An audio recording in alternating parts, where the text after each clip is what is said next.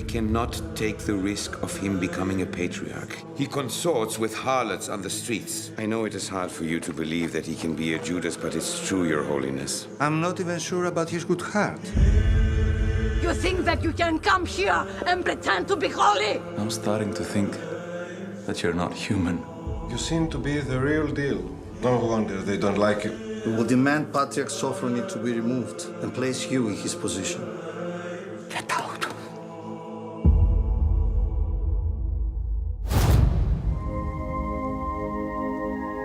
I understand why the people of Egypt love you. We had you here for a short time and you've performed miracles. You're a holy man, Your Grace. I lost my eyesight due to illness when I was very little. There is so much light in your presence. We feel that you don't exercise enough authority. A healthy balance between kindness and authority is best. Where is the evidence of my crime? An accusation that condemns me to a moral death.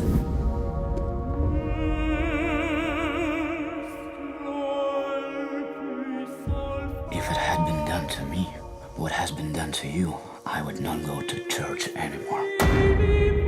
Holy man of God, will you please pray for me? The position of power is like a cancer. It eats at you, slowly. I wish I would have faith. Father, why don't you say something? It's not enough that you are trying to persuade everyone in here to become a priest. Now you're grooming nuns from here too? What are you doing with these women? Why are you doing this? Refrain from coming here!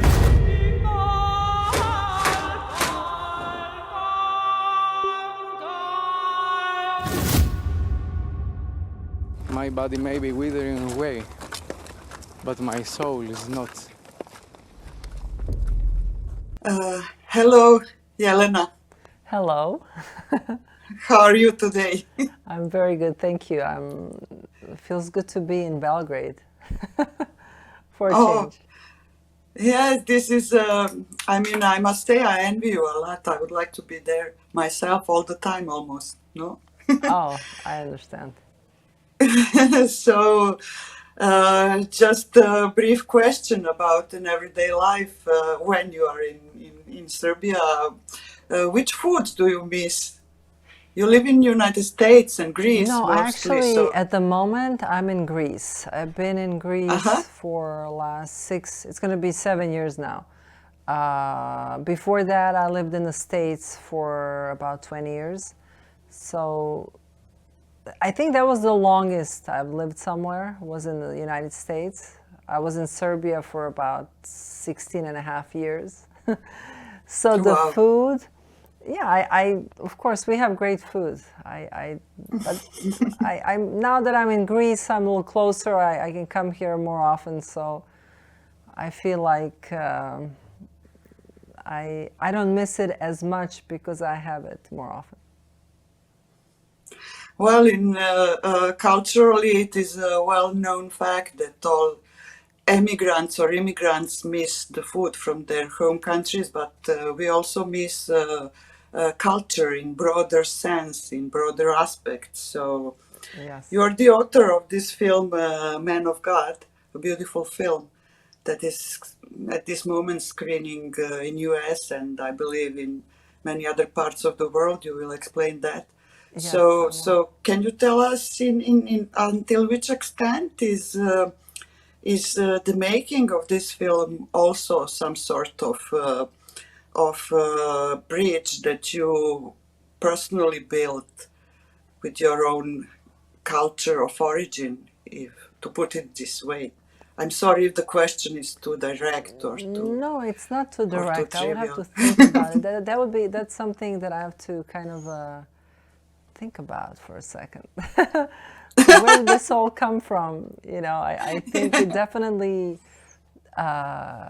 comes from inside. It comes from all the years of whatever has been piling up, whether it was from definitely the most from where I come from. That's something I carry in my soul, whether I'm aware of it or not. Then all the years in City of Angels, Los Angeles. So that was about 18 years. I think as when you see the film, if I want to be honest, it's expression of who am I, where I stand, and that's when a director decides to make it personal. And I think that's the only way to make people feel. I've had people analyze the film to a point where I was like, wow, I'm discovering myself. So I don't know if this is like self-analysis here. It's an interesting one. So definitely all of that you've said, I approach my work in that way. I think it's also not just my background, but I've studied acting, directing, and in theater in general. In Playhouse West, it's method training. So I can say that everything I've learned about my craft, in the sense I've learned there. And even as an actor, you know, if Meisner used to say, or he says that acting is living truthfully under imaginary circumstances. So this truth was always emphasized, and whether you're performing on the stage or you're directing or you're writing, through this method, which originally came from Stanislavski, is it encourages you to really go and analyze yourself and put yourself in whatever you're doing, so it could be as truthful as possible. So it must be a lot of me in the film. Yeah, well, artist is many times unaware of many things and the effect that the film might produce. Perhaps you're curious. I can share some of my impressions. I think that this truthfulness is shown in the film. It can be seen. It can be recognized. Actually, after seeing the film, I was I saw it twice. I was in sort of very, very positive surprise, precisely about this truthfulness and about the sense of light that film irradiates in a way. And also, I must say, I was impressed by the treatment of the actors and the way that you use the lightning and the eyes. The eyes speak so much. The eyes of people, of the actors, they say so much. I was also impressed by the way that you handled, as a director, all this situation. I mean, the film is about the life of Saint Nectarius. He was an Orthodox priest. Sorry if I'm saying some things incorrectly. No, it's correct. Here. Orthodox priest, bishop. Yes. Bishop, yes. In the later proclaimed a saint. At the end of 19th century, the beginning of 20th century in Greece. So what we have is a kind of mixture of black and white, because all priests are dressed in black, you know. So as a film director, you're dealing with two colors and lots of light and the eyes of actors. Yeah. So this is, I must say, I was kind of impressed by the way you handled this. Though might seem as a peripheric thing to start the conversation with, but for me it was very important. So that in this context, I think that this truthfulness is shown in the film, you know. But perhaps we can just start talking about first about some sort of let's say practical things, like when did you start to work on this script? You wrote the script and you directed the film, so I assume that considering the corona years, let's call them this way, I assume that you started with Corona or before Corona, or? It was a little bit before Corona. As a matter of fact, I was in the United States for a long time, and I wasn't able to leave the country for a while because I wouldn't be able to come back in because of my immigration status. I was one of those cases that it just took forever to get finalized and resolved, and things got lost, and I had to go to immigration court, and not to bore everybody with a sad story. So when what was really pivotal, I think, for this film, there are a couple of things that happened. In 2011, my father passed away in Belgrade. Sorry. I was very close to my father in a sense that I had a lot of respect for him, for his character. He was somebody that, he was a civil engineer who in Yugoslavia at the time was doing extremely well, but because he just wasn't willing to do certain things to get ahead, that some people are willing to do, especially they're very ambitious and they like to have a good life, whatever they call it. Maybe that's not a good life, but at least they believe it is. And he was loved by people, simple people.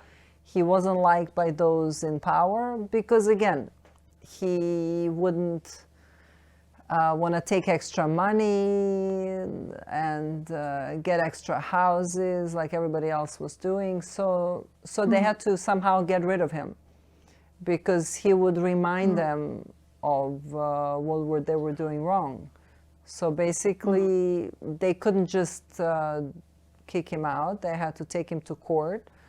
They had to wait for a moment. Like they waited one day, he was building a road in the northern part of Serbia. It was in Vojvodina, somewhere there. And it was extremely windy that day. And they knew that he wouldn't basically force workers to climb 30 meters up to wire certain things. But they told him, you have to do it. We have to work today. So he said, no, I'm not going to do it. I don't want to be responsible for anybody's life. And that's what they used as a so-called disobedience to his superiors to take him to court. So once he was there, they had these wonderful six false witnesses to give their false testimonies, and that's how he lost his job, and he almost never had another job. That was before I was born, I think, or just I was born at the time. So he ended up getting a job in a small factory, and that he never really cared to work anywhere else. You know, I grew up hearing from a lot of people around him, his family and people around, how he could have not taken advantage of things that he had, why he could have done so much better. While everybody was criticizing him, I was admiring him. So that kind of shaped my character, probably. And was one of the reasons I probably left in hope to do something to achieve my dreams, whatever they were or are, you know. So he had shaped a lot of my life, my decisions. So when he had passed away, naturally he was in my mind. I haven't seen him in 10 years. So, and then he passes away, and then I can't go to the funeral. So I'm able, finally everything gets resolved a year later. And now I'm going to Belgrade for a year of his memorial. And that was July 2nd, 2012. That was 1 year of him passing away. So when I arrived, I remember going to the monastery in Rakovica, where our Patriarch Pavle is buried. and I went there to pay respects. And I saw a book about Saint Nectarius in the bookstore, and I thought to myself, I heard about him. I really don't know much about him, so I'm going to buy a book. It's probably something. I always enjoy reading about saints. It always gave me courage. It inspired me. So I bought the book, and the goal was to read it on the way back to Los Angeles. And having said all this about my father, and imagine he's on my mind and his life and everything, and then reading about Saint Nectarius at the time, I felt like struck by lightning. And between my father, between my own experience, being somebody who has lived, not to go into too many details, but I have lived my life. Faith is a very important part of my life. I can say I've lived on faith most of the time. And I know what that means. So I could relate to him on so many levels. And that probably that's why I thought, wow, this is a great story. And I can tell this story in a way that I can hopefully really express myself and feel good about it and therefore, you know, make it as human as possible, especially because it talks about faith and things like that, and because those are, you know, how do you, I mean, when you pick a subject like that, in my opinion, it's a huge responsibility. So that's why I wanted to make it as human as possible so people can relate to him. And the things that I thought that people can relate to, and obviously I will pick things that I am interested in, that I understand, which was this unjust prosecution of him. And then I had to decide, well, what is this film I'm making about? Yeah, I know it's about him, but what is the theme, sort of? The films always can have few themes, but there's a theme that I was really kind of interested in, and I felt that people will connect with, regardless of their religious background or ethnic background. It's this unjust prosecution and his incredible humility and the way he responded to all of this, which ultimately made him free and gave him this freedom that we all are looking for, but maybe sometimes in wrong places. But it's ultimately what we want. We all want love and peace, and ultimately the real freedom is the one within ourselves. If we can be at peace and have joy, and even we can experience terrible things in life, but the point is to still remain alive and truthful and joyful. That's when you're victorious. Because the moment you're dependent on the circumstances, you're a slave. See, that's yes. I think that we have opened up in for me kind of a myriad of possible beginnings, of possible very interesting conversations. So since my mind is not really a focus, is not my strong point, I'm kind of more dispersed. So I will just ask some things that come to my mind and comment. I mean, what is extremely, perhaps the first thing, this is an important subject that we need to address somehow, but perhaps for you I sense that for you this is something ephemeral, in fact. But there is a very interesting contradiction here. So considering our contemporary societies, especially society in United States, where you were working so long, it is that this sort of you see, the life of your late father, I'm sorry about that, is so similar to the life of Nectarius in the film. They are men, therefore they are your sort of, as men, they are your your points of reference in life and give you inspiration.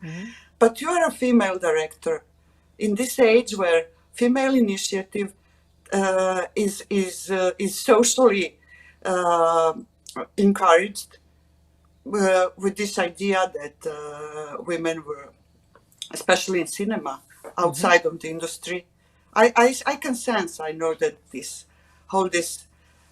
everything that I'm talking about right now, perhaps it is not in your focus 100% as a person or a director, but it is a subject. It would be interesting to hear any thoughts, if you have any, on this.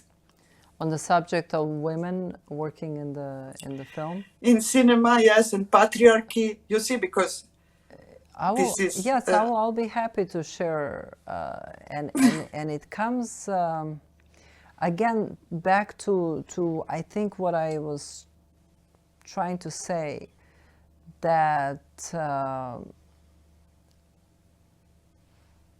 of course, we all have experienced, there is this world is run mostly by men in some ways, right?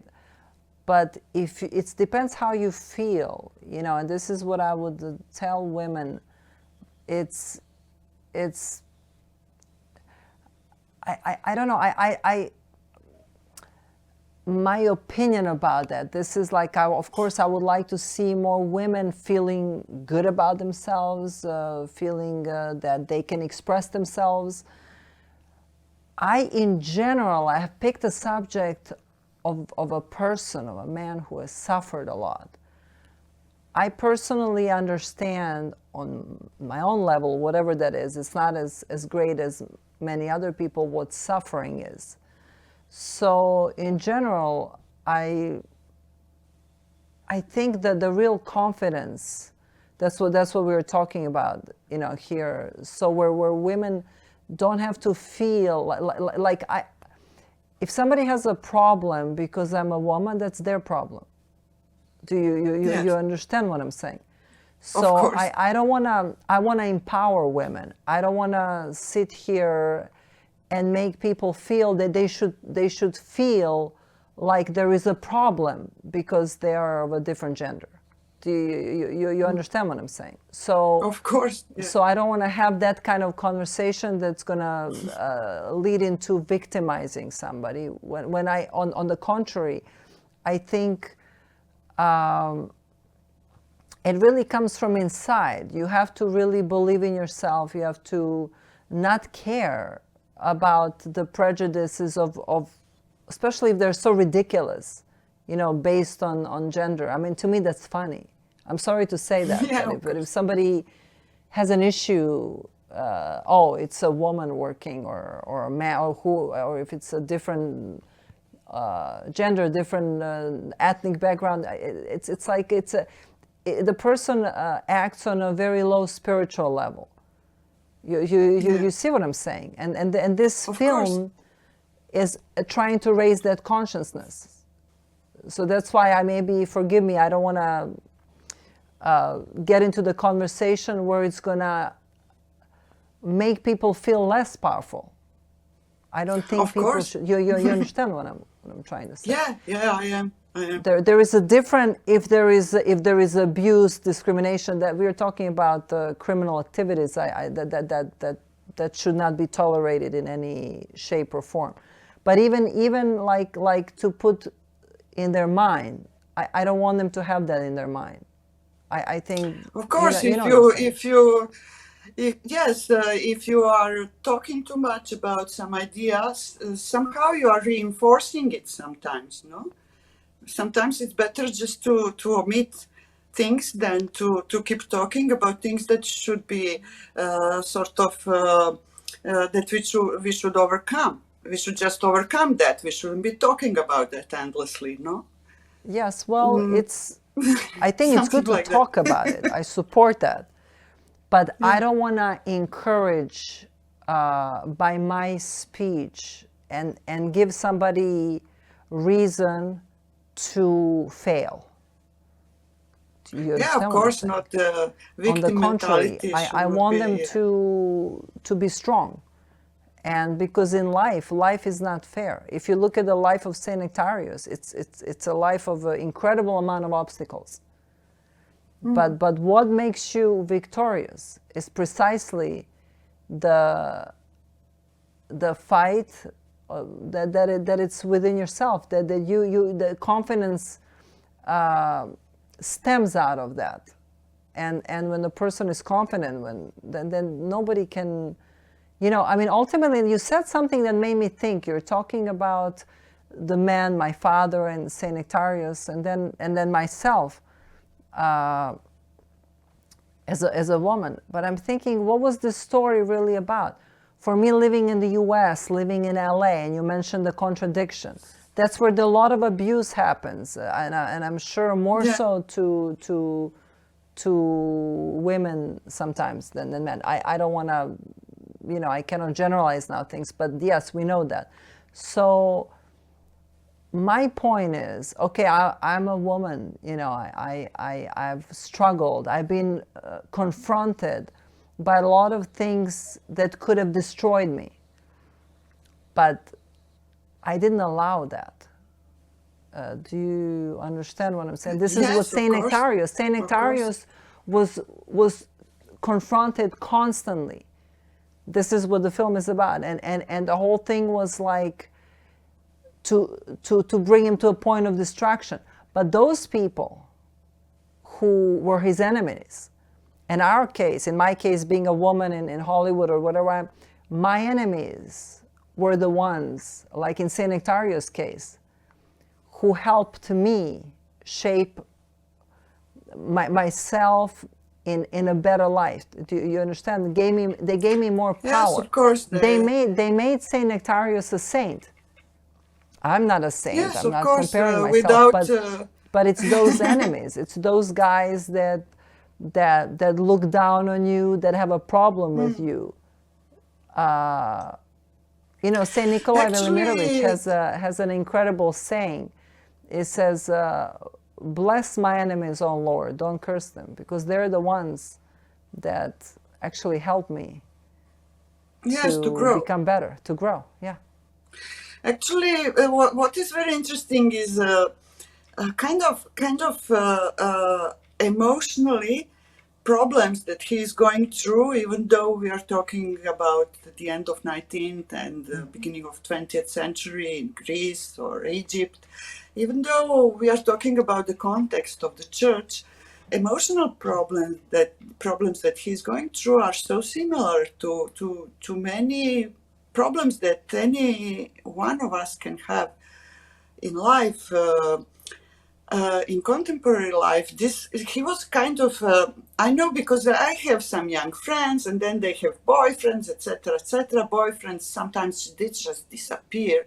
So it's like kind of ghosting, like, oh, he ghosted me. So this is the most painful experience when someone disappears from your life without an explanation, no? That's painful regardlessly of the emotional content of the relationship. That's painful for the ego. Ego doesn't know how to deal with this. So he was put through this situation, Nectarius. He was put through this situation by his own spiritual father. That was the most painful experience that someone can endure. No, I was just surprised how much reflection of these specific emotional problems I have found around me while I was thinking about the film. Then he was actually also, they told him that he wasn't Greek. So that is all our situations. We are all in foreign countries. We are our notion of identity, immigrants. Yeah, our notion of identity is challenged many times in many different ways. Therefore, many times, from your own story, you just shared it with us that you had problems with this issue. So it is terribly painful not to be accepted. But I would say that it would be more painful to hear from Serbia, or whatever, in my case, other countries also, no, you are not Serbian citizen. You can't do this. Because this is a kind of to deny really something, no? No, this is an issue that you would have to be an immigrant to understand. It's interesting, because I know living in California, I mean, I don't know, this is, and now I'm talking about immigration, but it's a big issue. People come from different countries. Most people, they come to create a better life for themselves and those around. And obviously, there are good and bad people everywhere. I'm just saying that in defense of immigrants, because it's most people again that come. They really want to work hard, and they do work hard, and to make life better for themselves and their families and those around. And many times it happens. I remember in the U.S., people would say, well, just go back to where you came from if you cannot resolve your papers. Well, after 20 years of being there, and I remember especially in California, there were a lot of people from Mexico, South America. They spent like, I don't know, they were in high school. They don't feel, people don't understand, they cannot just go back where they came from, because even when they go back, they don't really feel anymore accepted. It's a very, you're in a limbo, and unless you're an immigrant, you don't understand that. So for somebody to say, oh, just go back, and you've been somewhere for more than 15, 20 years, and you spend your life, that's like almost like a death sentence. People don't get that. And people should have a little more compassion on people that come and they really work hard. I'm talking about normal people. Of course, they always say, well, some immigrants bring crime and all that. Well, some of them will, because they're human. Like there's crime in a general population. But I'm saying most people are really those, they're fighting to have a better life. And I had, before I got my status resolved, I'm not joking when I say this, I had a reoccurring dream that I would accidentally leave the country and I wouldn't be able to come back in and see my children and my, and it was a reoccurring dream. Like, I think I would dream that every month once or something. So it's like trauma. So it's, I guess you're right, that team was close to me, and then even whether consciously or subconsciously, I'm sure I displayed that or expressed something about that in the film. It is kind of one of the points that is kind of very painful for Father Nectarius all along the film. It is not, I like the way that this is just beautifully put in the film without any additional comments. I mean, only about this subject you can make an entire film, if you know what I mean. Of course. But this is just in the film, and just the spectator is there just to understand by himself or herself which how painful all this is for Father Nectarius. What is interesting is that all his reactions are that he has this type of reaction, like to say, to simplify, just to say that many times he is turning the other cheek, no? So it's interesting that this type of reaction is also very nicely presented in the film, because we believe it. When you just say, sort of, just turn the other cheek, that is just a phrase. Many people would not believe it if they just hear it, but in the film this is so beautifully said. And also to perhaps say something about kind of more essential philosophically about the film. There is this, for example, when San Nectarius is appointed, he works in the school, no? And the director of the school is sort of interesting man. He is at the same time a friend and the enemy to Nectarius, no? But he's also kind of represents reason, no? He represents logic, reason, science, if I understood well the film. No? So in their final conversation, when Nectarius is leaving the school, they talk about this, and Nectarius asks him whether he can have peace if he relies all the time in his life only on reason, no?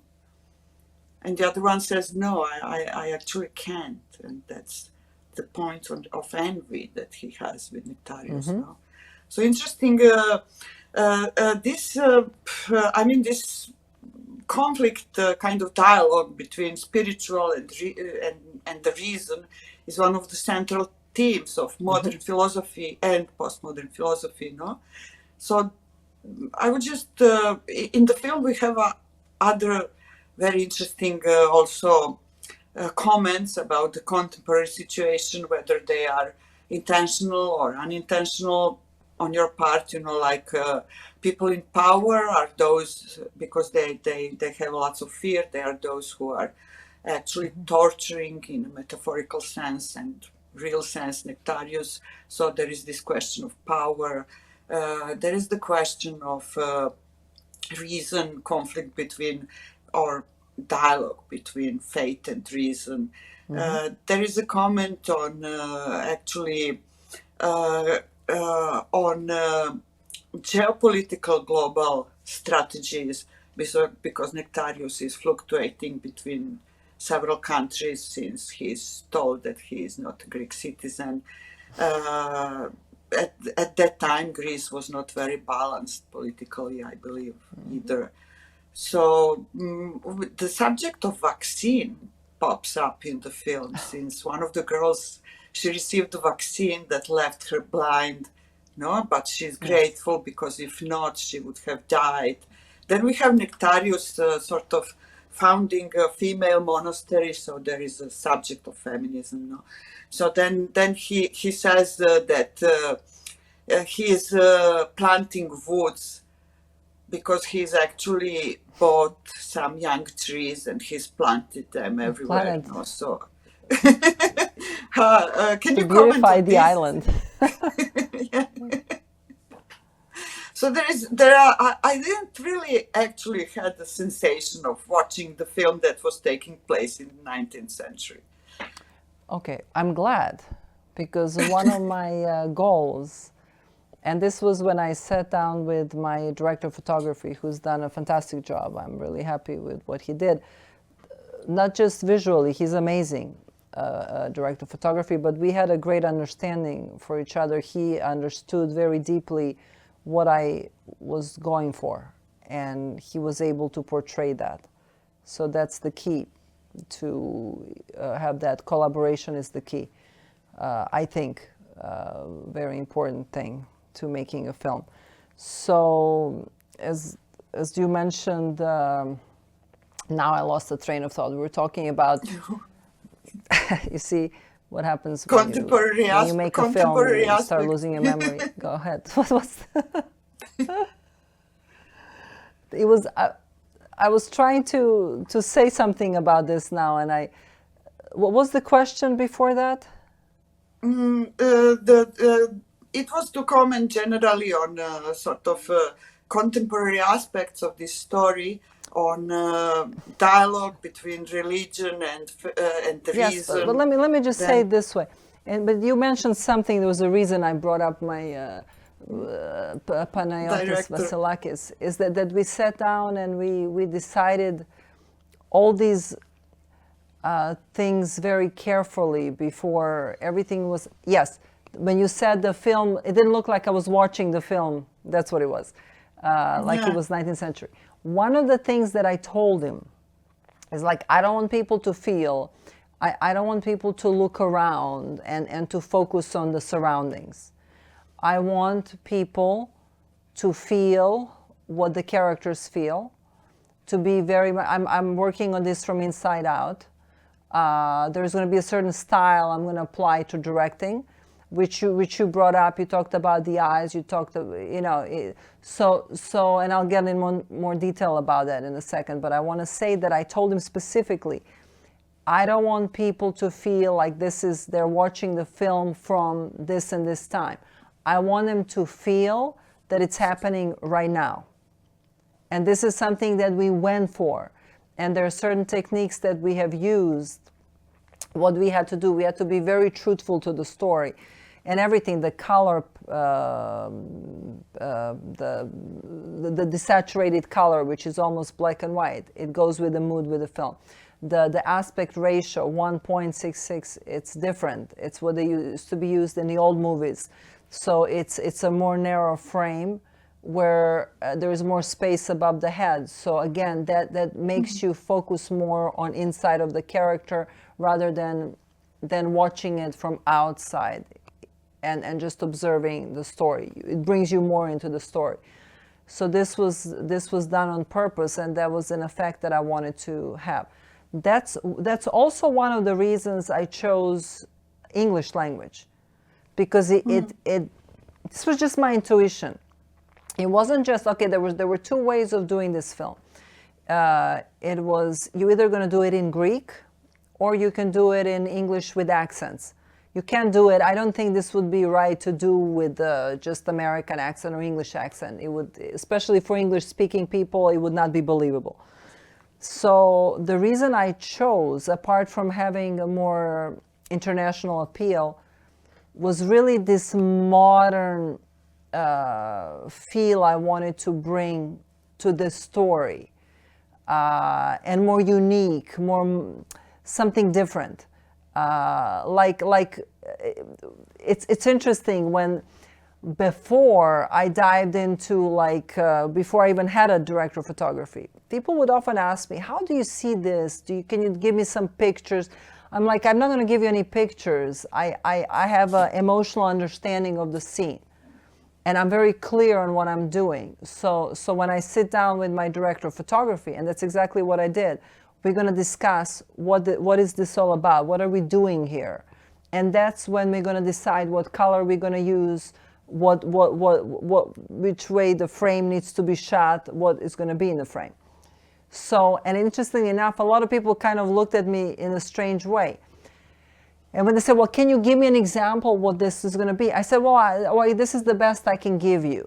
I don't know what it's going to be like, but my ballpark of an idea is a cross between Franco Zeffirelli's Jesus of Nazareth and Cohen Brothers. Mm. They were like, really? I said, yeah. Wow. Yeah. So you asked me, I'm going to tell you. So hear this. When Panagiotis Vasilakis read the script, he never heard me say that. He never saw it written, even though it was written originally in the presentation, because I was forced to spill something out for the purpose of putting things together. He never knew that. He tells me at the meeting, and everything went well, and he liked my approach, and he says, you know, this reminds me a little bit like of Jesus of Nazareth and Cohen Brothers. And I was like, wow, this is really my, so he intuitively had the right understanding of the story. So even though maybe I cannot articulate everything, but I can articulate it on the spot. I can see it. I know what I want. I know what I'm going for and what is this that I'm trying to portray. So we worked really well on that level. But yeah, there were some things that were very well orchestrated to help what my intention was, and that was with the color, with the frame rate, with the obviously, the way. Okay, the acting. There were no rehearsals. I did this on purpose, not one rehearsal with actors, because I wanted my actors, and coming from the theater background and the method background, I understand this quite well.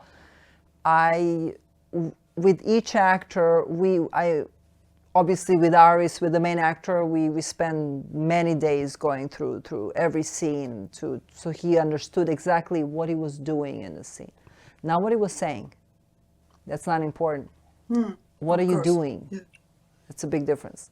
So yes, so when actor understands that, and he understands what is his spine, what is he trying to achieve, then there is a conflict, natural conflict between him and whoever he is living, truthfully with in that scene. So this was very well worked on. So when actors came, and even my director of photography, he was worried. Oh my God, Sasha Petrov is coming from Russia, and Aris, they didn't have one rehearsal, and they're supposed to have this close relationship. I'm like, don't worry, because I've discussed with Sasha Petrov his role to a T, every single scene. So I did with Aris, who played Sanitarius. So when they dived into a scene, that was it. The magic just happened. So that's how this was worked on. I told everybody, I want you to be very specific. I want you to feel and know exactly what you're doing. Not many movements. So it's all from inside in, and you can see how this was directed. It was directed for that reason specifically that way. Perhaps it would be interesting to hear from your perspective how does this actually relates to Cohen Brothers, considering their cynicism, perhaps even atheism that sometimes is there. Well, again, you see, now we're talking about it. They're good at what they do. You see what I'm saying? Yeah. They could be an atheist. Yeah. I'm not an atheist, but they are truthful at what they're doing and what they believe. You see, it's not the problem is when a person is not honest. They're trying to portray something they don't have understanding of. I mean, Dostoyevsky is, you can't get better than that. If you want to hear advice from an artist, when they asked him, his students, what should we write about? He said, only about things that you have a personal understanding for. That was the advice. So if you can tap into that, which Cohen Brothers, I'm sure, they put themselves through what they're doing. They really portray what they believe.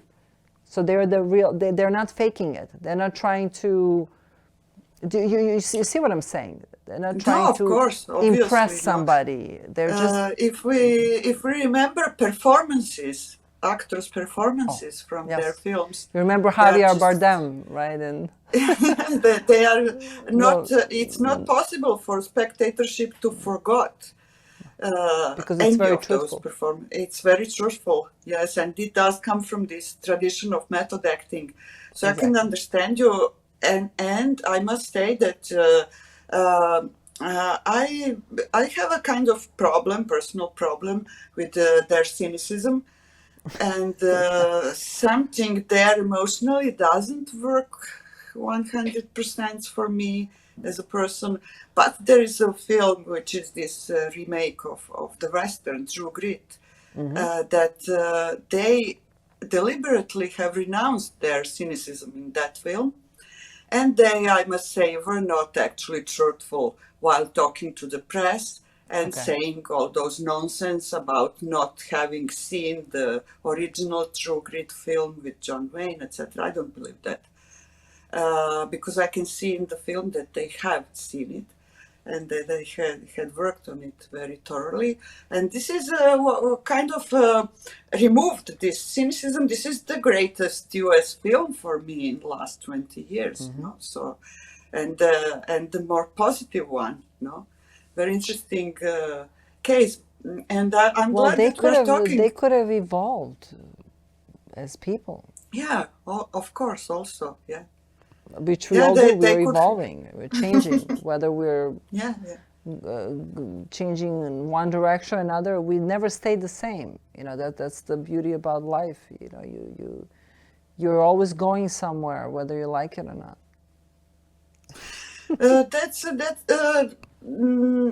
what I wanted to ask you one more thing related to this subject of cinematographic tradition and the context of the film. We have, I was kind of restraining from asking about this because I know that artists, they perhaps don't like to talk about being influenced by someone or having deliberately deliberate intention to situate their film within the frame of certain tradition. But how would you relate your film, if you can, or if you wish, to this subject of Orthodox Christianity in cinema? We have as kind of pillars of this story, we have Tarkovsky, and we have many adaptations for the screen of Dostoyevsky, etc., etc.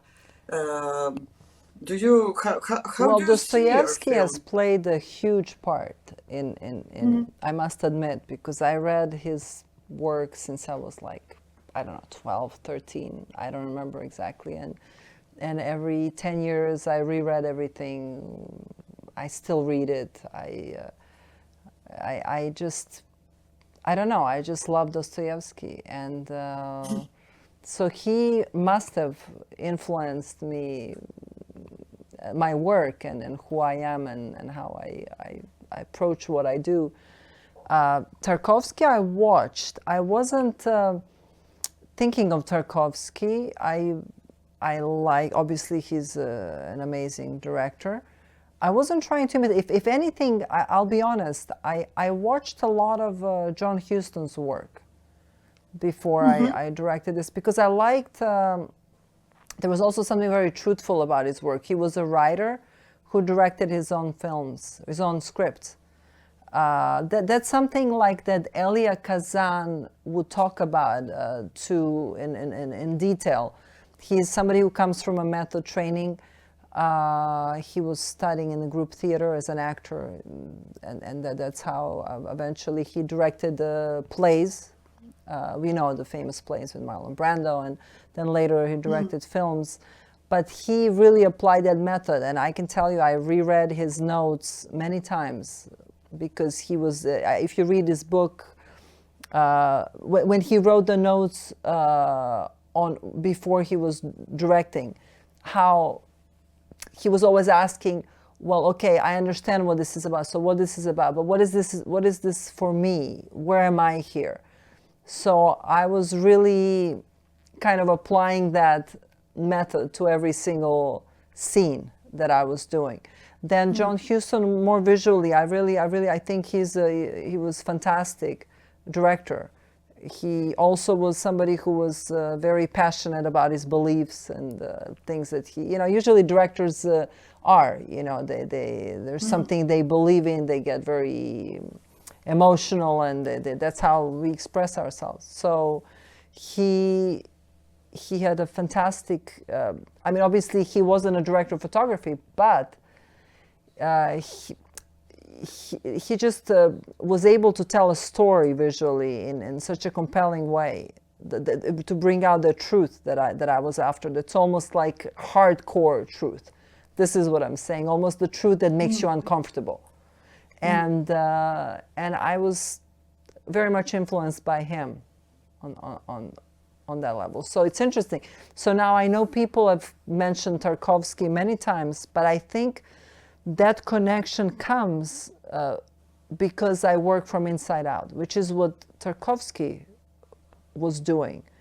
And I will give you an example of something. There was a film director who is very famous, did a lot of work in Greece, Angelopoulos. And they all love Tarkovsky. Fellini loved Tarkovsky, Angelopoulos loved Tarkovsky. He's just, it's almost like it could become a cliche. I don't know, a lot of people, they might even not understand Tarkovsky's work, but they just say it for the sake of saying it. So what I'm trying to say is, like, these directors really admired. And while he was alive, they were interested, a lot of people, when they would run into Tarkovsky, once they asked him about, for example, Angelopoulos, what do you think about his work? Now, Tarkovsky said something that wasn't he said, I'm not that impressed Now, a lot of people will disagree with this. I'm not saying Angelopoulos is not a great director. I'm just saying what Tarkovsky said. So he said, I'm not that impressed.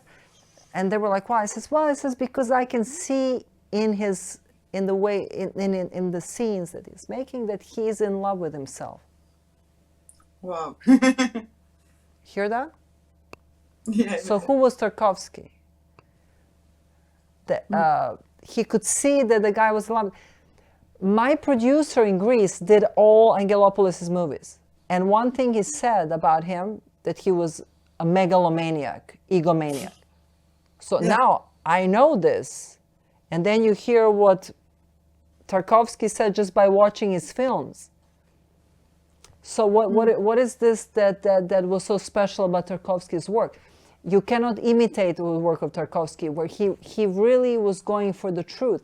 And the truth cannot be told if you are in love with yourself. You have to be humble.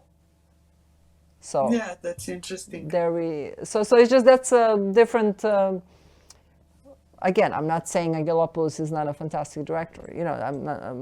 But I'm just talking about something else. Of course, this is an alchemy of filmmaking. Mm-hmm. We've been talking about that a lot during in other episodes of podcast because actually there is this sort of prejudice now about cinema, that since you're dealing with a machine, camera is a machine, there is something mechanical there, you know. Then somehow all this can be rationalized. While you actually have lots of people working on the film. They all have their conscience and their subconscious minds, and somehow I have always thought that somehow a result is a kind of merging of all those emotional and spiritual states that people participating in the shooting share, no? So there might be a director, and there is this idea that the director is the one managing the whole thing and somehow going through his or her own vision, etc. But at the end of the day, there is an emotional connection between people working on film, and absolutely, it's a work of everyone. Yeah.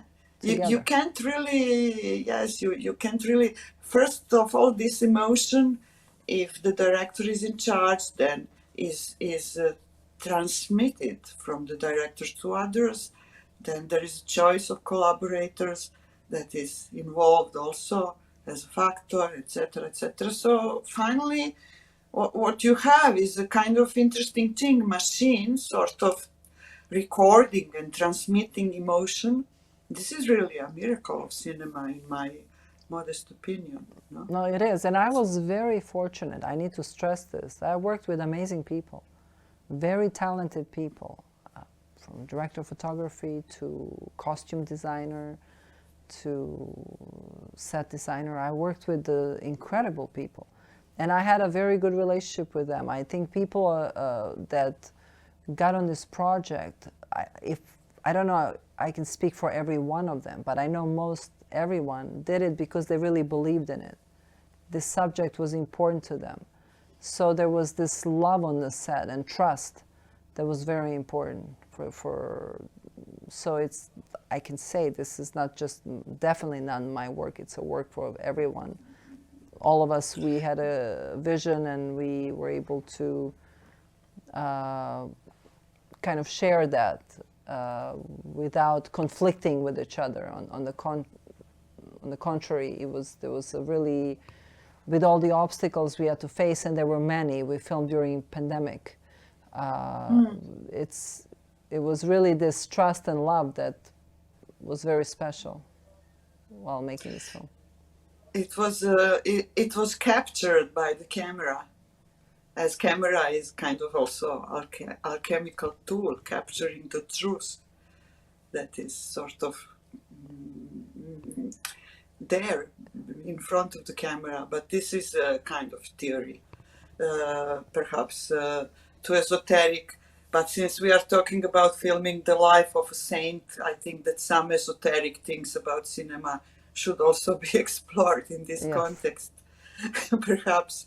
But also that there is this very, very interesting, in a sense of theory now, from my personal perspective as a theorist, there is a kind of tradition of the way that US cinema is focusing on Orthodox Christian and in general, to put it somehow like this, like Eastern European cultures. No, there is a certain tradition, certain ways in which this culture can be represented or is represented within the frame, within the tradition of the US cinema, no?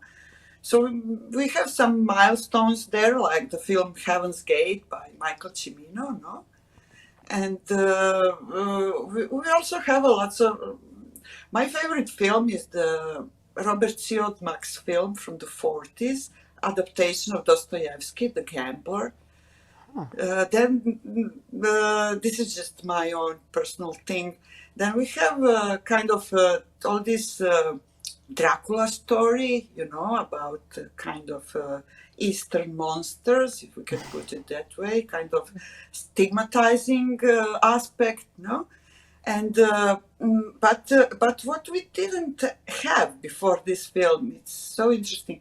We never had the film made by, in a way, people from Eastern Europe or from Eastern Christianity involved with the production that is done actually in English and for US audiences as well as for Greek audiences or audiences from Europe. Worldwide, yes. Etc. In this aspect, this film is kind of first time in history, so congratulations, really. Thank you. This is a breakthrough, in my opinion. Yes. What were your thoughts about this context before filming, if you had any? Or...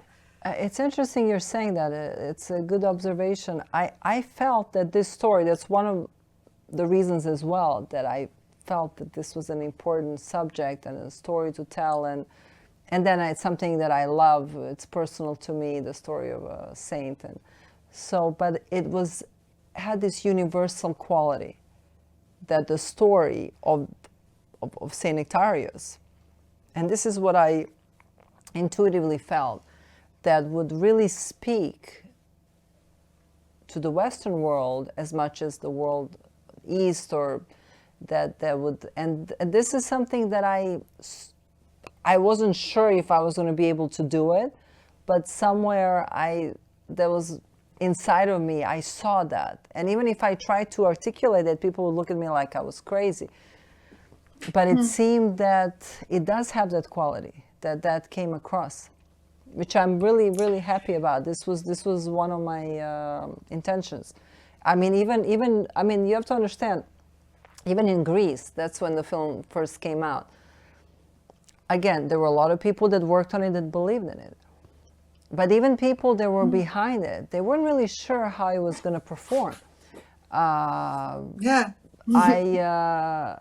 I knew, because of this modern aspect of the way we shot it, the way I expressed myself, that it's going to speak to different audiences, young audiences, older, religious, non-religious. That was something I was hoping for, I believed in. But nobody, even though I would express that, so before the film came out in Greece, there was a general opinion that only grandmothers with their grandchildren would go see this film. Well, they were shocked. This was the most watched film of that summer, of that year. It was like, it broke the records. I mean, you talk about, it came out only in open-air cinemas. It was during pandemic. And it was #1 in the box office for like almost 6 weeks. And young people that were not necessarily churchgoers, would go see it multiple times. And my distributor, who is one of the largest distributors in Greece, they said the last time they've seen this was during Titanic. They haven't seen something like this. So they called it phenomenon after that. And they were just kind of in shock. So even there, they did not know what was going to happen. Then In France, it performed well. It got fantastic critics, and this is a different audience. It's not just an Orthodox audience; it's a more Roman Catholic audience. So, or atheist, or it doesn't matter. Again, anybody can watch this and find something for themselves. And this was my goal. This is how I was expressing this story, and I'm glad that now it's showing. Today they're starting a group screenings in Australia. Our distributor there is decided to do that, and on the June 2nd there'll be like a general release. But through group screenings, I mean, there's going to be good word of mouth. Plus, they're going to be playing our trailer on Fathers 2, Mel Gibson's movie, so they can also people that may be interested in that subject. I mean, that's a core audience, but then it opens up more when people hear that it's a good film. It's not just for people that it's not a so-called religious film, even though it has obviously a religious theme. So more people become interested in it, and they seem to enjoy it. I mean, I can share something. Yes. I would like to share this actually, if you don't mind. Yeah, of course. I was interviewed in France by a lady for a magazine. It's a secular magazine. It wasn't a religious magazine. And it's basically a magazine where you, if you're going to go, I don't know, buy an album, watch a movie, anything pertaining art, this is the top magazine where people read to see what the critics are like in order to make up their mind. And it's a secular audience. So after she did the interview, she sent me a personal email, and she told me that she said to me, I'm really grateful that I was able to watch your film, because I lost my husband a year ago from cancer, and I honestly, she said, I've been devastated over this. I don't know how I even got through something so painful. It wasn't for my daughter. She said she didn't believe she would even be alive. And she said that once she went to see the movie, she still didn't have a desire to live anymore. Like, she felt like she wanted to die. And after watching my film, she regained the will to live. I mean, imagine receiving an email like this. I mean, yes. So I mean, what I'm going to say to that? If one person feels that way, then thank God for that. That was, yes. yeah. That's such a beautiful story. You must have been touched by this email. And absolutely. I didn't kind of overwhelmed, by the situation also, because it was not what you have intended. What we are touching here right now is also a very interesting aspect of the film, and a very subtle one. We mentioned this aspect while talking very briefly on the phone before the shooting of the podcast. It was this very fine difference between whether you are making a religious film in order to promote the values of a certain religion, or you are making the film about the religion, no? These are kind of two different things. I don't know if you remember, we mentioned it. I think the subject came up right now also when you were talking about different types of audiences who got actually attached to the film. They are not only Orthodox grandmothers in Greece. No. So the film is somehow, it got to me really also, and I'm not kind of very religious, but there is this aspect of film story that is emotional, and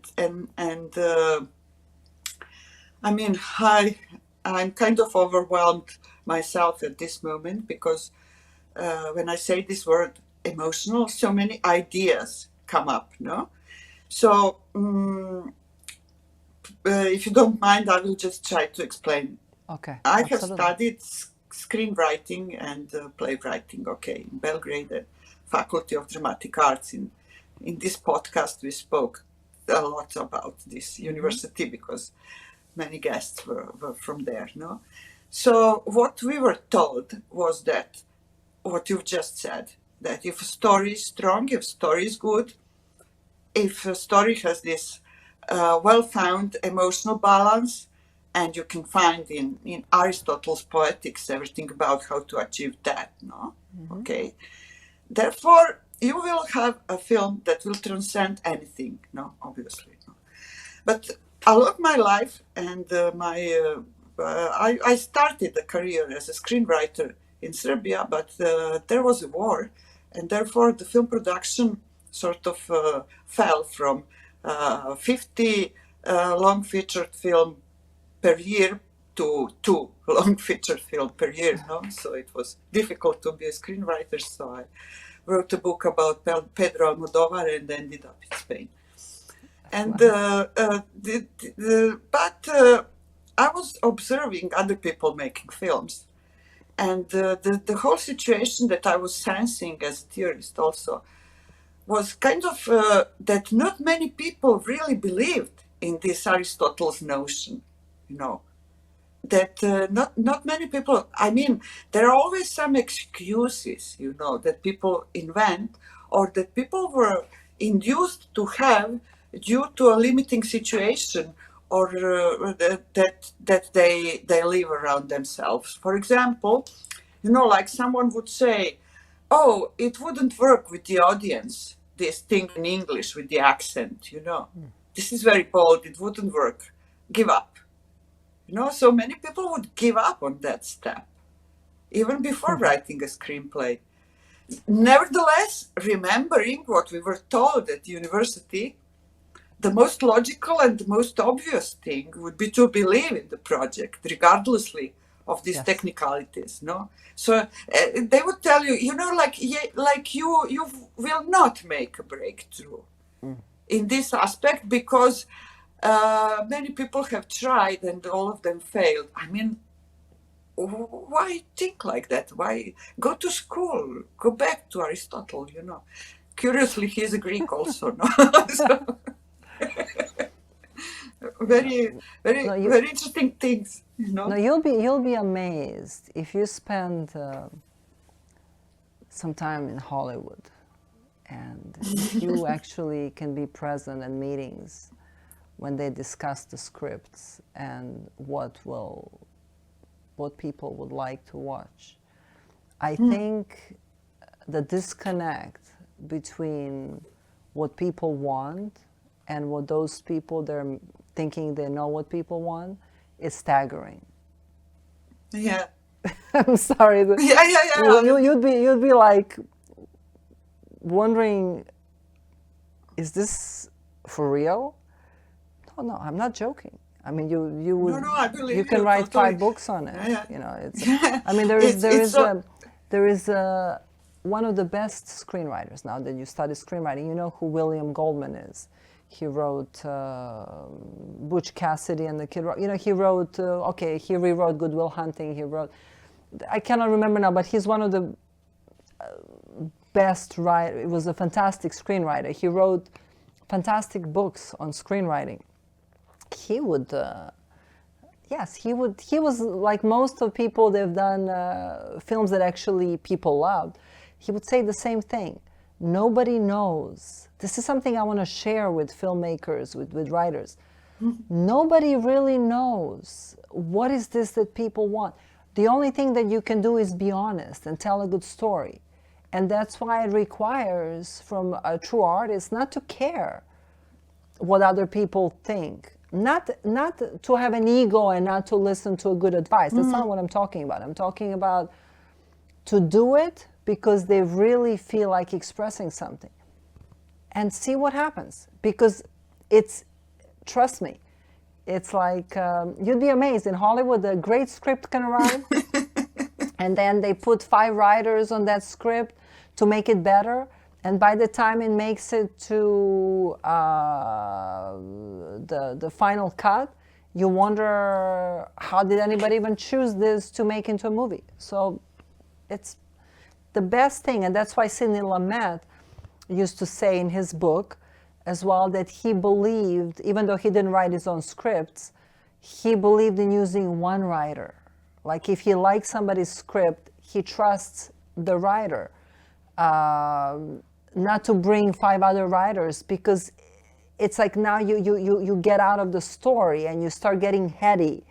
And this is like a bad acting is acting in the head. We know that. Like anybody who goes to acting classes knows that. The people, they're able not to think but to really be are the best actors. Who was one of the greatest actors? Marlon Brando. What was the quality that he had? He really didn't care what anybody thought. Am I saying that he's a good person for that? I'm not saying, I'm talking about that. I'm just talking about his craft right now. He was able to get on stage and express himself, and he could care less what anybody thought. This obviously is the quality that you need. And are you going to be successful? I don't know. Because to make something that becomes successful, it doesn't only depend on your talent and how well you execute. It depends on the time the thing happens. It depends on what the audience craves at the moment. What is the historical point? It's just you can't think as an artist. That's why I'm sorry I'm babbling right now. But when I heard what you said, and I've heard so many of these things, the first thing they're going to tell you, it's not going to work. It's a limiting belief. That's whatever you do, they're going to tell you they know better. It's never going to work. So the only way to approach things is to be true to yourself. Obviously, be open for a constructive criticism. We know what that means. It means that be open for good criticism that will make you grow, that'll make you make your work better, not criticism that's just given because somebody thinks they know better than you. So that's very nice. That's really nice point to have here in the podcast as an advice to other perhaps. To other directors or to young directors or to young students from film schools. I believe this is really a valuable advice. Because from the perspective of theory, you can also sort of sense, you go to cinema, you see films, you can also sense this truth that you are talking about. So I was I say this perhaps quite oftenly, but it was an important kind of moment in my professional life when I realized that the TV show House was better than any movie that I was seeing in cinemas at the moment, And it was 2003, 2004, I don't remember. Nevertheless, the point was that cinema has become, at that time, cinema was so false. It was so, everything was so politically correct. Yeah. If you show immigrants, they must be happy, this stereotype of a happy immigrant, that's something very interesting also in cinema. And it was sort of not well seen to see people smoke on cinema. No one was smoking. House was smoking on television, that was a breakthrough. But how can you actually, according to Aristotle, who was Greek, how can you actually present people if you don't present their faults? No? So the demand, political demand at the moment seemed to be that you must present perfect people during 2 hours for the audiences, and the audiences are condemned to watch perfect people behave somehow, morally perfect, like beautiful people. So that's boring. Please give me House. House, he's a bad person, Well, that's what you're saying. You're right. I mean, it doesn't really do anything. I mean, okay, it has a certain level of entertainment maybe for somebody, but it's unless it's presented truthfully, it's not going to really. That's also always this sort of kind of motto. If you present beautiful, morally perfect people truthfully, then it will also work. and this is actually the thing that was that there was a kind of that was in the type of the film that is telling us something about the life of the saint. This is actually a trap that you can easily fall into. You know, you must present the flawless person. Can you imagine if I was trying to imagine this? Imagine if I was approaching this because I'm a believer, right? And I think I'm very spiritual, right? And I want to now, you know, present some holy things on the screen. I mean, that would be, it would, trust me, the result of it would have been everything but that.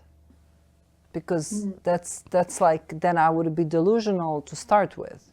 You know, I had to have, if I even wanted to touch this, I had to really humble myself and really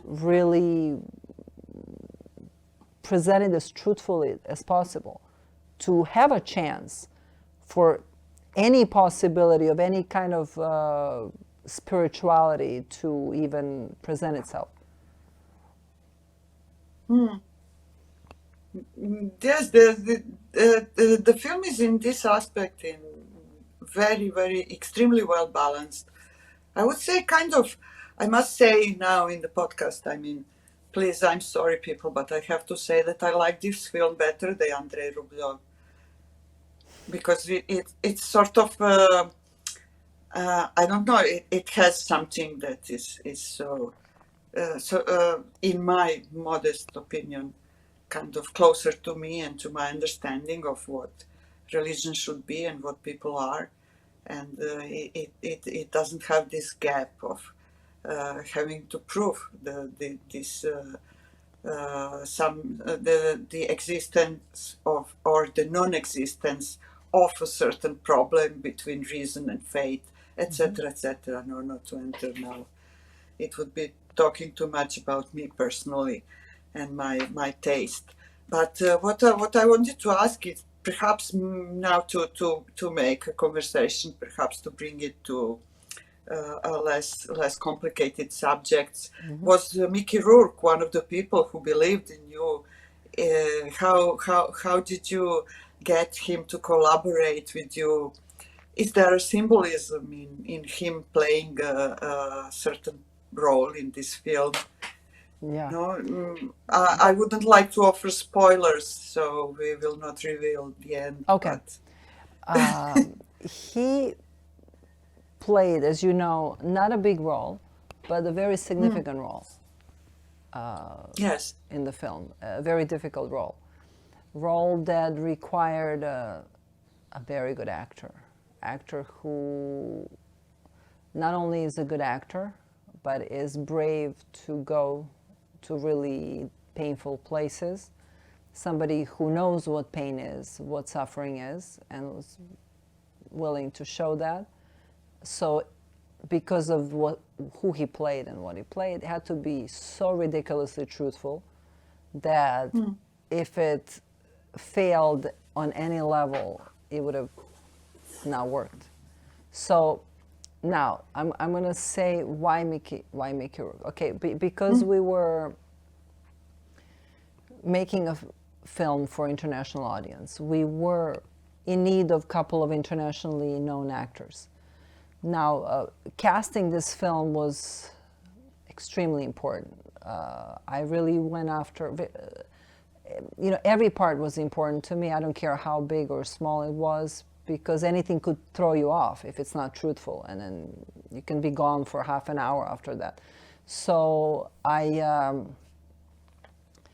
including those roles that potentially some better known actors were going to play, I thought of Mickey for this particular role.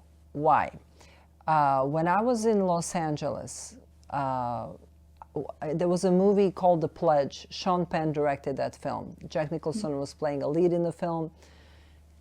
I was invited to a premiere. I don't know how many years, it was many years ago. I was there with a friend of mine, and I remember watching the film, and you know, it was a heavy subject, slow pace. heavy, I mean, because it was about a serial killer. So it was kind of heavy also to watch. But, you know, to be honest, I was watching it, but I wasn't like necessarily super drawn to it. But at one point, Mickey Rourke comes up with one scene. Plays a man who is in a mental asylum, whose daughter was killed, and that's why he ended up there. He lives in denial. And Jack Nicholson comes in to try to dig something out to get information so they can catch this crazy person who's killing children. And he recollects something about his daughter. I mean, I was in shock. At the time, I was studying at Playhouse West as an actress. And I just remember saying to my friend, did you see Mickey? So I kept repeating this, and he goes like, can we finish the film? I mean, it's not just about Mickey Rourke's performance. But I just saw something I was so taken by it. And then now, because obviously a friend of mine was close friends with Sean and people that were part of the film, we were invited backstage. So we go there. And when we sit there, Sean Penn comes in. And the first thing he says, did you see Mickey? Now, we know Sean Penn is a great actor. He directed that film. So he knew as an actor, he was like, did you see that? And my friend looks at me like, what is now him coming in saying this? So later, when I had a chance to meet Mickey, I spoke to him about that scene. And he revealed to me his approach to his performance and all that. So that stayed in my mind. And there was another aspect that I knew about Mickey Rourke. At one point, I knew that he was religious, that he had a lot of faith. And religion plays a big part in his life, regardless of you know, is an interesting character. You know, he's not like your typical believer. So knowing that, and once I heard that he actually claims that if it wasn't for his faith, he would have killed himself a long time ago. The only reason he hasn't done it, because he's suffering a lot. It's because he has faith and because of his beliefs. So having knowledge of all this, for that particular role, Mickey was in my mind as a first choice. So I went after him. So eventually I got hold of a friend of mine who knew somebody who produced, I don't know, some shows for Showtime, but he's good friends with Mickey Rourke. So I remember this conversation. My friend finally gets this producer I was in Greece, they were in the US. So we're having this three-way conversation, and the guy, typical, he comes on the phone and says, okay, I have 5 minutes, so tell me, what is this film you want Mickey for? What is this, some crap horror action movie? And I go like, no, sir, actually it's a film about a saint. And he goes, so there is a pause on the other side. And the gentleman said, well, one of the very few things get Mickey's attention, but one of the things that does is stories of saints and suffering. So the first thing he said, do you have funds to, I said, yeah, we have some funds. He said, you can show that you can pay. I said, yeah. So he says, okay, then if that's the case, I will, make sure send an offer, offer to his manager. And so that's the only way he's going to read the script. So that happened very fast. We did all that. Within a week, he read the script and he said, I will do this. That's such a beautiful story. Such a beautiful story. I quite accidentally, a few days ago, I saw Barfly again. Oh, I love that. He played Charles Bukowski. Yeah, that's fantastic. And you see that. You see how, yeah. It's kind of such a fantastic contrast with his appearance in this film, because actually what is kind of absent from your film and is, on the other hand, very interesting, it's intrinsically related to religion, is the concept of sin. that is so frequently presented in cinema. It's totally absent from your film. But when you see Mickey Rourke at the end, and he's not playing some sort of sinner, he's playing a righteous guy who is supporting his family, etc., gets illuminated, etc. No, but then all the memory that you have from Barfly is suddenly activated as an aspect of your film, and you say, "Oh, of course, this is all because you know I worked a lot. I did lots of theoretical work about Pedro Almodovar." So there is this complex relationship with religion that he has, no? This specifically related to specific Spanish context, etc., etc. So he did made the film about a group of nuns back in the 80s. It was more like a film that brings together nuns and the drug abuse. It was called Dark Habits in English, Entre Tinieblas in Spanish. I haven't seen that one. I would actually... I've seen a lot of his films, but I haven't seen that one. I will check it out. Well, if you... I don't know. It's an interesting film when it comes to the subject religion cinema, because what he said about the film was that he only wanted to make a film about the group of nuns that were completely disconnected from God, and they live just like that as a group of people. But then again, in a film, those nuns as a collective in a convent, there is nothing transcendental there that he was looking for. No? But then again, that there is a drug addict coming to seek for hiding place in this convent, and then one of the nuns, she says, "Oh, well, we are also inspired by great sinners, because if not for the sinners, you know, it would not be possible to neither to be holy nor everyone should be humble in front of the sinner, no? Because if not, this is in a way, I don't know if I am expressing myself in a good way, but in a way this is a point of Dostoevsky also in many cases, no? Because sin is something human. It's not about punishment. More holy a person gets, they consider themselves worse than everyone else. This is the sign of holiness. The moment person thinks they are better than somebody, they're far away from that. Present in your film as concept, because Nectarius is always praying and referring in his personal prayers, he's referring to himself as a sinner, no? Yes, so but that's a sign of a real man of God.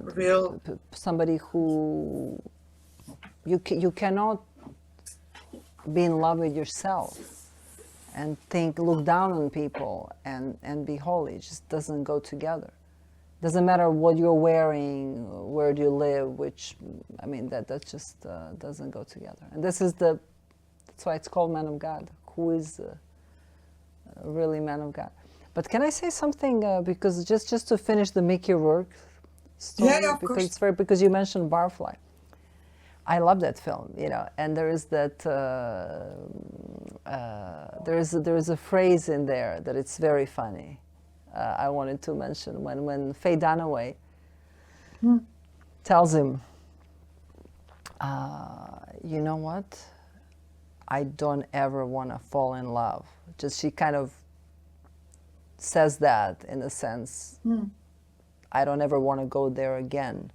And he tells her, don't worry, baby. No one's ever loved me yet. I'll never forget that. That was one of the best moments. That's very complex, no? Yeah, you that see? Sort of, terribly complex thing, because but obviously... that's honest, Yeah, that's honest, but obviously he believes that he's not a person worthy of someone's love. And that there is he's expressing that there is a pattern in his life repeating itself. And also that he is relaxed and okay with this pattern. It's a tremendous thing, really. Really very, very interesting.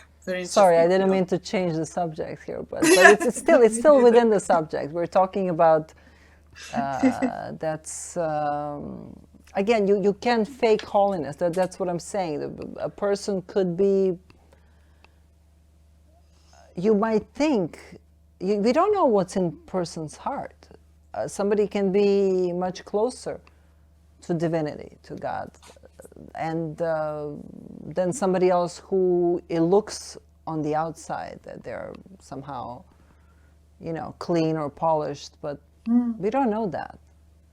That's why that's a personal growth, and the growth that would ultimately make this world a better place if everybody would really kind of find the value in others and respect that, and work on themselves. That's a very interesting thing to say nowadays when people are so consumed by social networks and internet and this sort of semi-phony connection that we have with each other's, that is, according to psychologists, fomenting narcissism.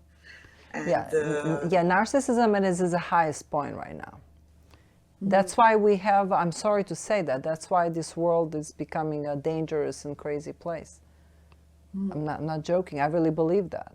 Because we've reached a point where we've been taught, and our children have been taught, everywhere they turn, they've been taught that everything is everybody else's fault. And that's a very dangerous thing, to think that somebody is bad and you're good. Because all of a sudden there is a very, very thin line that you can cross very easily, that you start feeling that you're right to hurt somebody, to help the world. You see what I'm trying to say? And that's a very dangerous ground we are standing on, pointing fingers at everybody else, and nobody's looking at themselves. And this is what this film hopefully can bring, this virtue that has been long forgotten, that's called humility, without which we cannot have peace in our heart, and there'll be no peace in the world. That is so interesting because, yesterday there was a Catholic Great Friday. I don't know the word in English, but Big Friday, something Big like Friday. Holy So on the television here in Spain, we have the transmission from Rome, and the Pope on TV. So the Pope brought together a woman from Russia and a woman from Ukraine, and you could see them on TV, holding onto the same cross. No, they were together, as well on TV screen as in a real event. No, so it turns out the Pope received criticism for this. How could you do this? No, Imagine. Bringing them together. What other idea? I mean, they want war. They want perpetual war. They want war. They want perpetual separation. It works for somebody. It works for sociopaths, not for humanity. Yeah. So it works for those that prosecuted Saint Nectarius. It works for those that love money. They're willing to just sacrifice everything and everybody so they can gain. You see what I'm saying? This is how sick this is. This is, if we talk on a religious level, let's just, since you mentioned Pope and then you mentioned Dostoyevsky. Dostoyevsky presented this really well in Brother Karamazov through the character of Ivan, the Great Inquisitor. Remember that fantastic moment in that book. What is this that he talks about? There are three temptations that Christ had when he was tempted. And one of them, the big one, was when the devil takes him on the top of Jerusalem and he shows him the all wealth of this world. And he says to him, you see all this? All this belongs to me. And I give it to whom I want. So if you bow down to me, this will all be yours. This is the one that obviously Christ didn't fall on that temptation. He said, get behind me, Satan. It says, you should bow down to God only. Well, what is this that most people fall on? Is that specific thing, and this is, we have people in the government like that. We have people in high places in religion like that. We have people that make decisions about us, about this world. They have bowed down to the devil. I'm sorry to say that. I don't care whether they believe in God or not. I'm not talking about that. But they bow down to the world. They will do anything. They'll justify a million people dead. It's okay. And we've seen this happen over and over again. So this is the biggest problem of the humanity. Well, this is a very interesting viewpoint. And I must say that I perceive it as a radical one, actually. No. And the fact that I perceive it as a radical one, while what you're saying is just a plain common sense and common heart, if I can put it in these words, then this fact that I perceive it as a radical thing is saying a lot about contemporary world, isn't it?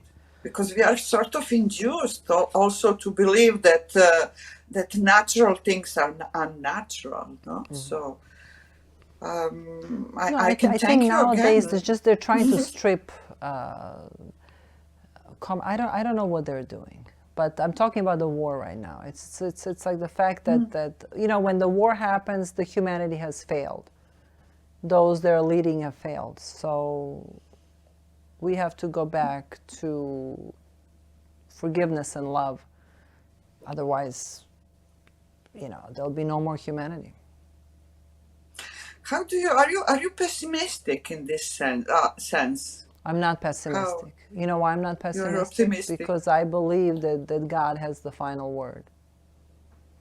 Yeah, that's a nice thing to hear also, because we are surrounded, media is just a sort of spreading fear around since the beginning of coronavirus. You should not be afraid. There are a lot of atrocities, a lot of evil. It's been around since this world existed. But I believe in good. I believe that good wins at the end.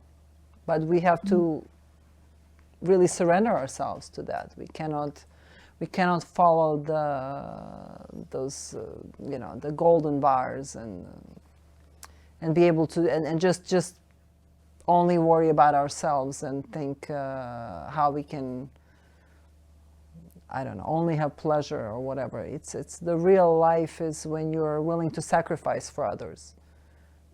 And that's, believe me, I believe that.